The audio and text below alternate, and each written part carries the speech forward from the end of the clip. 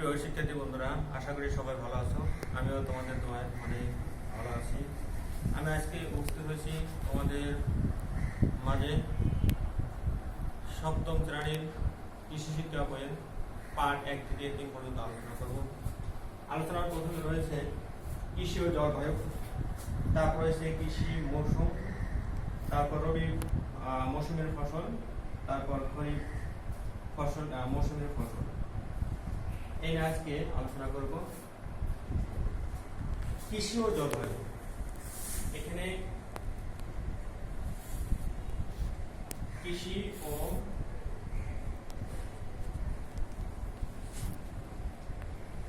জলবায়ু, কৃষি একটা শব্দ, জলবায়ু একটা শব্দ। কৃষি মৌসুম, কৃষি মৌসুমের বৈশিষ্ট্য, রবি ও খরিফ মৌসুমের নিরপেক্ষ ফসল এবং এসব ফসলের বৈশিষ্ট্য নিয়ে আলোচনা করা হয়েছে।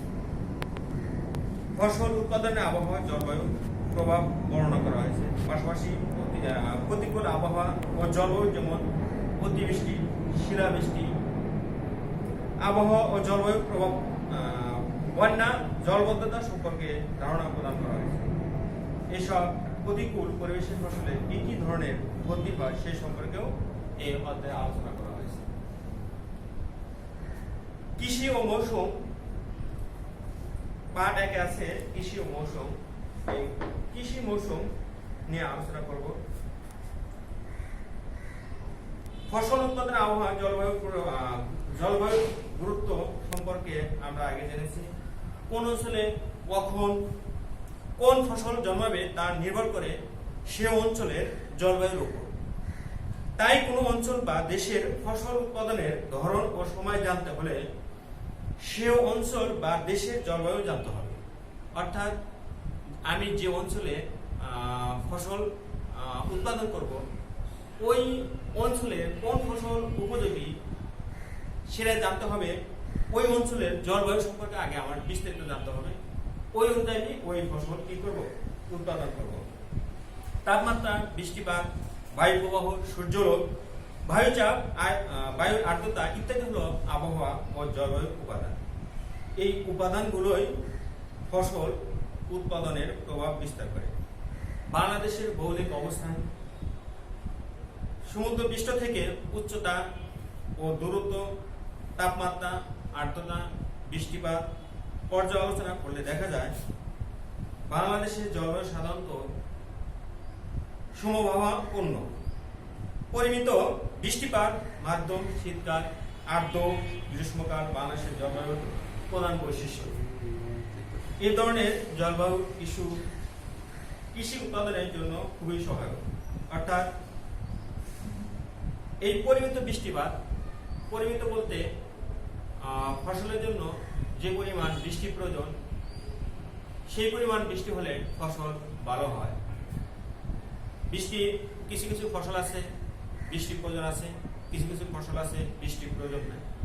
আবার কিছু কিছু ফসলের জন্য সামান্য বৃষ্টি প্রয়োজন, আবার কিছু কিছু ফসলের জন্য বেশি বৃষ্টি প্রয়োজন। অর্থাৎ যে ফসলের জন্য যে পরিমাণ বৃষ্টি প্রয়োজন সেই বৃষ্টি হলে কি হয়, ফসল ভালো হয় বা ফসল উৎপাদনের জন্য ওই বৃষ্টিটাই সহায়ক হয়। একটি ফসল বীজ বপন থেকে শুরু করে তার শারীরিক বৃদ্ধি ও ফুল ফল উৎপাদনের জন্য যে সময় নেয় তাকে ওই ফসলের মৌসুম বলে। অর্থাৎ কোন ফসলের বীজ বপন থেকে ফসল সংগ্রহ পর্যন্ত সময়কে ফসলের মৌসুম বলে। এখানে প্রশ্ন থাকতে পারে, ফসলের মৌসুম কাকে বলা হয়? আমরা কি লিখবো?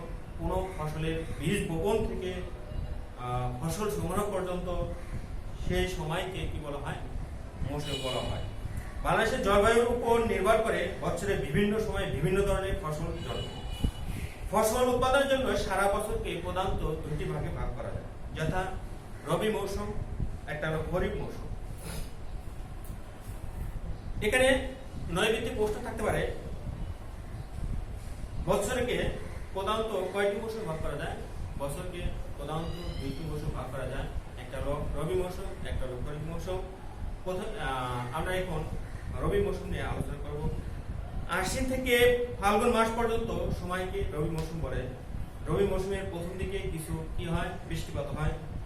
তবে তা খুবই কম হয়ে থাকে। এই মৌসুমে তাপমাত্রা, বায়ু আর্দ্রতা, বৃষ্টিপাত সবই কম হয়ে থাকে। খরিফ মৌসুম 14 থেকে ভাদ্র পর্যন্ত এই সময়কে খরিফ মৌসুম বলা হয়। খরিফ মৌসুমকে আবার দুই ভাগে ভাগ করা যায়, যথা গ্রীষ্মকাল ও বর্ষাকাল। 14 থেকে জ্যৈষ্ঠ মাস পর্যন্ত সময়কে খরিফ অর্থাৎ গ্রীষ্মকাল বলা হয়। এই মৌসুমে তাপমাত্রা কি থাকে, বেশি থাকে এবং মাঝে মাঝে কি হয়, ঝড় বৃষ্টি বা শিলাবৃষ্টি হয়ে থাকে। আষাঢ় থেকে ভাদ্র মাস পর্যন্ত সময়কে বর্ষাকাল বলা হয়। এই সময় প্রচুর কি হয়, বৃষ্টিপাত হয়, বাতাসে আর্দ্রতা বেশি থাকে, তাপমাত্রা মাঝারি মাত্রা হয়। এখানে প্রশ্ন থাকতে পারে রবি মৌসুম কাকে বলা হয়, খরিফ মৌসুম কাকে বলা হয়, কোন সময় কোন মাস থেকে কোন মাস পর্যন্ত গ্রীষ্মকাল বলা হয়, কোন মাস থেকে কোন মাস পর্যন্ত বর্ষাকাল বলা হয়। আমি ইতিপূর্বে তোমাদের মাঝে আলোচনা করছি, তোমরা আশা করছি সুন্দর বুঝে নিয়েছো। যে সকল ফসলের বৃদ্ধি ও ফুল ফল উৎপাদন, তাপমাত্রা, বৃষ্টিপাত, বায়ুর আর্দ্রতা, দিনের দৈর্ঘ্য ইত্যাদি দ্বারা ব্যাপকভাবে প্রভাবিত হয়, কেবল সেই সকল ফসলে মৌসুমী বিভিন্ন ভাগে ভাগ করা যায়। রবি মৌসুমের ফসল, অর্থাৎ এই রবি মৌসুমে কি কি ফসল উৎপাদন হয় বা জন্মে, সেই বিষয় নিয়ে আমি আলোচনা করব। রবি ফসল যেসব ফসলের শারীরিক বৃদ্ধি ও ফুল ফল উৎপাদনের পুরো বা অধিক সময় রবি মৌসুমে হয়, তাদেরকে রবি ফসল বলা হয়। রবি ফসলকে শীতকালীন ফসলও বলা হয়। রবি ফসলের বৈশিষ্ট্য জানতে হলে আমাদের রবি মৌসুমের বৈশিষ্ট্য ভালোভাবে জানতে হবে। রবি মৌসুমের বৈশিষ্ট্যগুলো নিম্নে আলোচনা করা হলো। এই রবি মৌসুমে ফসলের উৎপাদনের জন্য তাপমাত্রা কম থাকতে হবে, বৃষ্টিপাত কম থাকতে হবে, তারপর বায়ুর আর্দ্রতা কম থাকতে হবে, ঝড়ের আকাঙ্ক্ষা অর্থাৎ কম থাকতে হবে, শিলাবৃষ্টি কম থাকতে হবে, বন্যার কম থাকতে হবে, রোগ ও পোকামাকড় কম থাকতে হবে, পানি সেচের প্রয়োজন হয়, দিনের চেয়ে রাত বা বড় সমান হয়। এইগুলো হলো রবি মৌসুমের জন্য উপযোগী। রবি মৌসুমের বৈশিষ্ট্য থেকে আমরা সহজেই বুঝতে পারি যে এই মৌসুমে কোন ধরনের ফসল জন্মায়। যেসব ফসল চাষাবাদের জন্য কম তাপমাত্রা প্রয়োজন হয়, সেই সব ফসল রবি মৌসুমে চাষাবাদ করা হয়। রবি মৌসুমে আলু, ফুলকপি, বাঁধাকপি, মূলা, গাজর, লাউ, শিম, ওলকপি, শালগম, পালং শাক, পেঁয়াজ, রসুন ইত্যাদি ফসল জন্মে। এগুলিকে আবার প্রধান ফসল বলা হয়। মাঠ ফসলের মধ্যে রয়েছে বোরো ধান, গম, সরিষা, তিসি, মসুর, ছোলা, খেসারি ইত্যাদি। এই মৌসুমে খেজুর গাছ থেকেও রস করা হয়, সংগ্রহ করা হয়। অর্থাৎ এই সময় হলো শীতকাল। এই শীতকালে খেজুরও দেখা যায় গ্রাম বা পাড়া মহল্লায় শীতের দিন ভোরবেলায় অনেকে কলসি মাটির কলসি নিয়ে যায়। সন্ধ্যা রাত্রে কি করে কলসিটা খেজুর গাছের সাথে বেঁধে রাখে, সারা রাত কি হয় রস ঝরে, সেই রস আবার কি করে ভরে যায়, মাটির কলসিটা নিয়ে আসে, এভাবে খেজুরের রস সংগ্রহ করে। এবার খরিফ মৌসুমের ফসল নিয়ে আলোচনা করব। খরিফ যেসব ফসলের শারীরিক বৃদ্ধি, ফুল ফল উৎপাদনের পুরো অধিক সময় খরিফ মৌসুমে হয়, তাদেরকে খরিফ মৌসুম বলে। খরিফ ফসলের বৈশিষ্ট্য জানতে হলে আমাদের খরিফ মৌসুমের বৈশিষ্ট্য জানতে হবে। খরিফ মৌসুমের বৈশিষ্ট্যগুলো হলো, এই মৌসুমে তাপমাত্রা বেশি থাকে, বৃষ্টিপাত বেশি হয়, বায়ুর আর্দ্রতা বেশি থাকে, ঝড় বেশি থাকে, শিলাবৃষ্টি বেশি থাকে, রোগ ও পোকামাকড়ের আক্রমণ বেশি থাকে, পানি সেচের তেমন প্রয়োজন হয় না, দিনের দৈর্ঘ্য রাতের দৈর্ঘ্যের সমান বা বেশি হয়। যেসব ফসল চাষাবাদের জন্য বেশি তাপমাত্রার প্রয়োজন হয়, সেসব ফসল খরিফ মৌসুমে চাষাবাদ করা হয়। খরিফ মৌসুমকে আবার দুই ভাগে ভাগ করা যায়।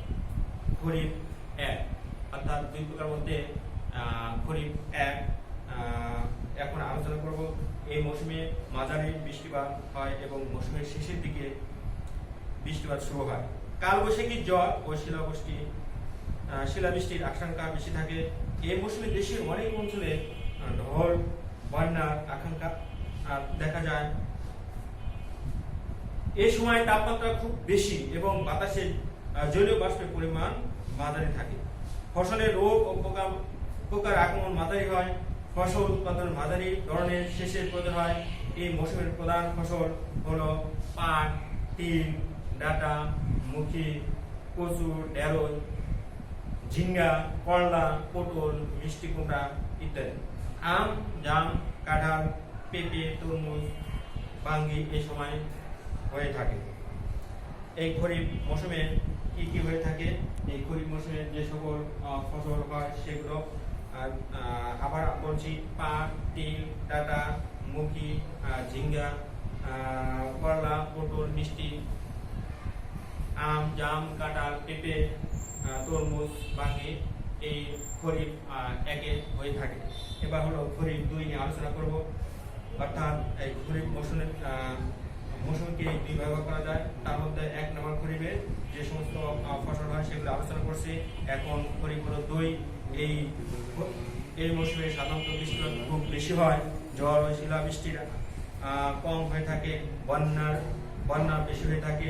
তাপমাত্রা ও বাতাসে জলীয় বাষ্পের পরিমাণ বেশি থাকে। ফসলের পোকার আক্রমণ ও রোগ বেশি হয়। ফসল উৎপাদনে কৃত্রিম পানি সেচের প্রয়োজন তেমন হয় না। এই মৌসুমের প্রধান ফসল হলো আম, ধান, পানি, কচু, চাল, কুমড়া, ঢেঁড়স, চিচিঙ্গা, ঝিঙ্গা, ধুন্দুল ইত্যাদি। এই সময় তাল, আমলকি, আনারস, আমড়া, পেয়ারা, আম ও কাঁঠাল ও বাতাবি লেবু ইত্যাদি হয়ে থাকে। প্রিয় শিক্ষার্থী বন্ধুরা, আমি এখানে যা আলোচনা করলাম এই আলোচনার মধ্যে তোমাদের প্রশ্ন থাকতে পারে যে কৃষি মৌসুম কাকে বলা হয়, তারপর মৌসুমীকে কয় ভাগ করা যায়, তারপর প্রশ্ন থাকতে পারে রবি ফসলে কয় ভাগ করা যায়, রবি ফসলের জন্য কেমন তাপমাত্রা প্রয়োজন, এই ধরনের সংক্ষিপ্ত প্রশ্ন থাকতে পারে। তারপর এখান থেকে সৃজনশীল প্রশ্ন থাকতে পারে। তোমরা বাসায় বেশি বেশি পড়বে, যত বেশি পড়বে তত বেশি জানতে পারবে। পড়ালেখার কোনো বিকল্প নেই। আশা করি আমি যে আলোচনা করছি সেই আলোচনাগুলো তোমরা সুন্দরভাবে বুঝে নিয়েছো। আজকের মতো এখানে শেষ করছি। সবাই ভালো থাকো, সুস্থ থাকো। আল্লাহ হাফেজ।